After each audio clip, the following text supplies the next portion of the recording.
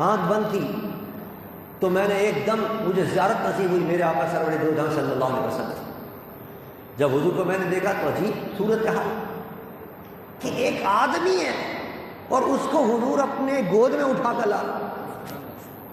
یہ دادا کی عمر سے لیجیے فرماتے ہیں کہ مجھے کشف ہوا کہ حضور تشریف فرما ہے اور ایک آدمی کو اٹھا کر لا۔ سفر المظفر کا مہینہ اپنے اختتام پر ہے اور ربیع الاول شریف کا مبارک اور مسعود مہینہ آنے والا ہے۔ ربیع الاول شریف کے مہینے میں میرے آقا سرور دو جہاں صلی اللہ علیہ وسلم اس عالم کون و مقام میں جلوگر ہوئے۔ اس مہینے کو نسبت ہے ہمارے اور آپ کے آقا سرور دو جہاں صلی اللہ علیہ وسلم سے، اور اس سے پہلے مہینے سفر کے مہینے کو نسبت ہے حضور کے ہمارے نبی کے کئی پیارے محبوب اور لاڈلے اولیاء سے نسبت۔ اس مہینے کے اندر حضرت امام حسن رضی اللہ تعالی عنہ کو بھی اللہ کا قرب حاصل ہوا۔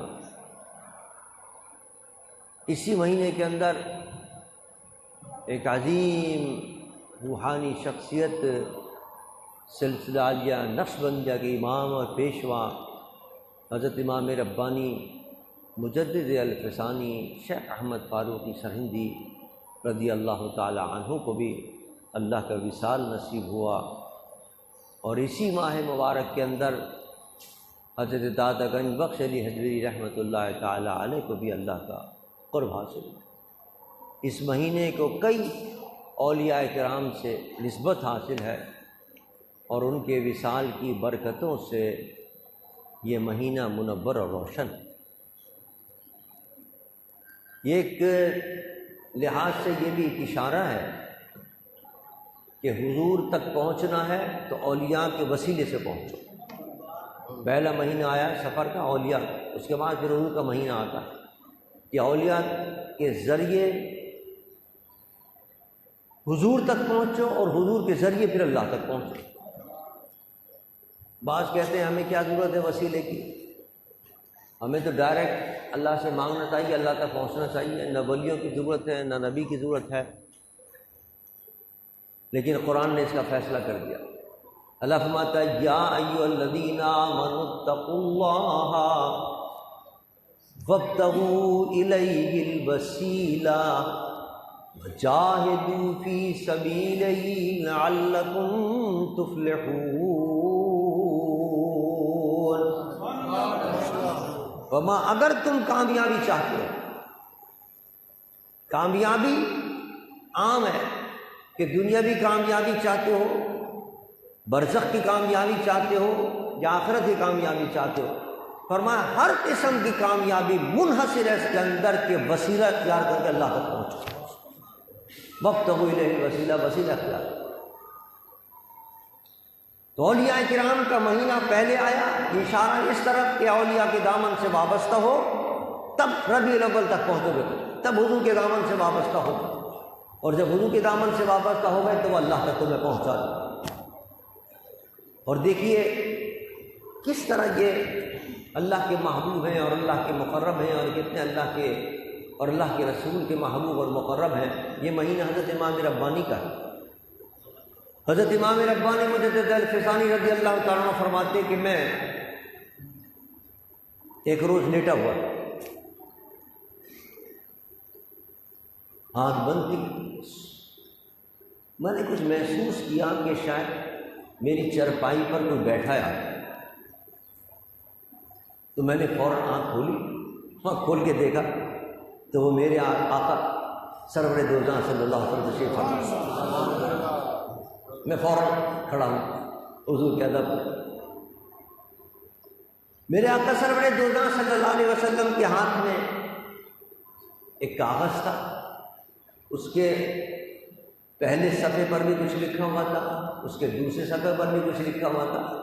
وہ حضور نے حضرت امام ربانی فرماتے ہیں مجھے عطا فرمایا، اور فرمایا کہ اس کے پہلے صفحے پر دنیا میں جتنے اعلیٰ مراتب ہیں وہ بھی ہم نے تمہیں عطا کیے، اور دوسرے صفحے پر جو آخرت کے مراتب ہیں وہ بھی ہم نے تمہیں عطا کیے۔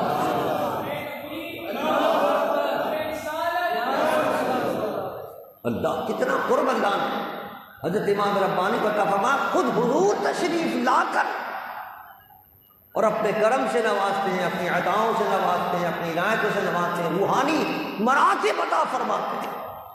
حضرت امام ربانی فرماتے ہیں کہ انسانیت کے اندر جو کچھ مراتب ملنے تھے وہ اللہ تبارک و تعالیٰ نے حضور کی اتباع کے صدقے میں مجھے عطا فرما دی۔ اور یہ کس طرح ملتے ہیں یہ مراتب؟ امام ربانی فرماتے ہیں فاتبعونی یحببکم اللہ، اس کا راز اللہ نے قرآن پاک میں بیان کر دیا کہ میرے محبوب کی جتنی جو اطاعت کرے گا، اتباع کرے گا، اسی قدر اس کو اللہ تعالیٰ اپنا محبوب بناتا چلا جائے گا۔ تو مجھے جو جو روحانیت کے مقام ملے وہ اللہ کے محبوب کی اتباع کی وجہ سے ملے۔ حضرت امام ربانی کو اعلیٰ سے اعلیٰ مرتبہ اللہ نے عطا فرمایا۔ آپ فرماتے ہیں کہ میں سوچا کرتا تھا کہ قضا دو قسم کی ہوتی ہے، قضاء معلق کی قضاء مبرم۔ قضا معلق تو وہ ہوتی ہے کہ لوح محفوظ میں لکھا ہوا ہوتا ہے یہ آدمی اگر یہ کام کرے گا تو یہ کام ہو جائے گا، اور یہ کام نہیں کرے گا تو یہ نہیں ہوگا۔ اگر فلاں شخص ہے اور فلاں شخص نے اگر نماز پڑھ لی، توبہ کر لی تو اس کو یہ مرتبہ مل جائے، یہ لکھا ہوا اس میں، اسے کہتے ہیں قضاء معلق۔ لیکن قضاء مبرم یہ ہوتی ہے لکھا ہوتا ہے کہ خواہ یہ کچھ بھی کر لے ہر حال کے اندر یہ کام ہو کر رہے گا، یہ نہیں ٹلے گا۔ حضرت امام ربانی فرماتے ہیں کہ میں نے حضور غوث پاک رضی اللہ تعالیٰ عنہ کا یہ قول پڑھا۔ آپ فرماتے ہیں اللہ اپنے پیاروں کو یہ مرتبہ عطا کرتا ہے، اللہ نے مجھے یہ مرتبہ عطا کیا۔ غوث پاک فرماتے ہیں اللہ نے مجھے یہ مرتبہ عطا کیا ہے کہ قضاء معلق تو معلق، قضاء مبرم بھی اگر میں اللہ سے دعا کروں اللہ اس کو بھی ٹال دیا کرتا ہے۔ تو میں سوچا کرتا تھا، امام ربانی فرماتے ہیں میں سوچتا تھا قضاء مبرم تو ٹلتی ہی نہیں ہے، وہ کیسے ٹل گئی؟ تو میں نے دیکھا کہ ایک روز اللہ نے مجھے بھی یہ مرتبہ عطا فرمایا، اور وہ کیسے کہ حضرت امام ربانی کے صاحبزادے خواجہ محمد معصوم کے پڑھانے کے لیے آپ نے ایک استاد کو مقرر کیا۔ یہ تو میں پڑھایا، بہت بڑا عالم تھا، بہت بڑا محدث تھا، فقہ کا اور تفسیر کا بڑا علم رکھنے والا تھا، اسے پڑھانا شروع کیا۔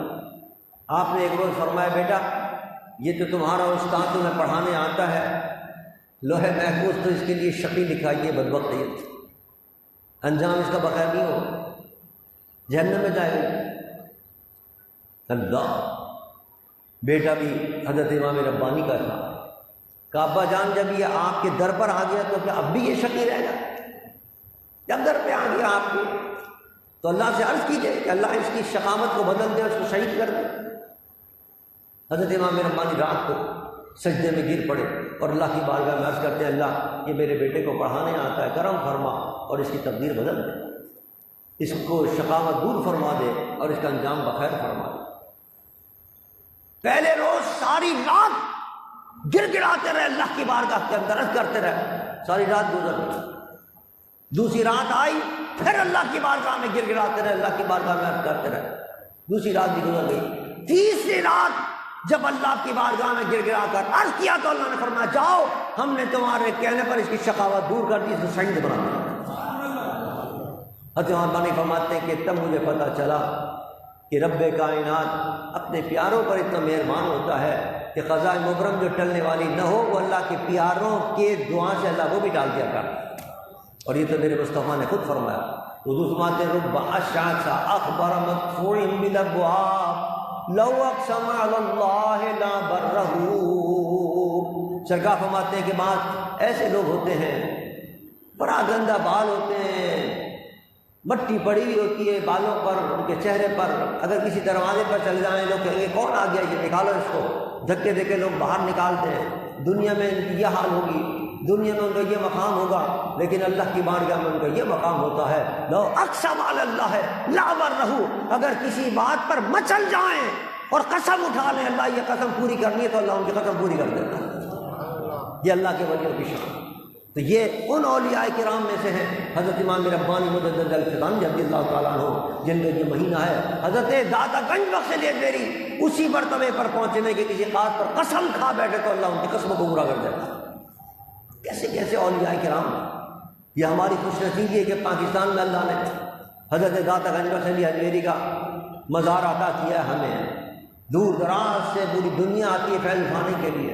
اجمیر کے حضرت خواجہ غریب نواز وہاں آتے ہیں اور فیض حاصل کر کے جاتے ہیں، اور ہمیں مفت کے اندر وہ آستانہ ملا ہوا ہے کہ جہاں سے خواجہ غریب نواز فیض اٹھا کر جاتے ہیں۔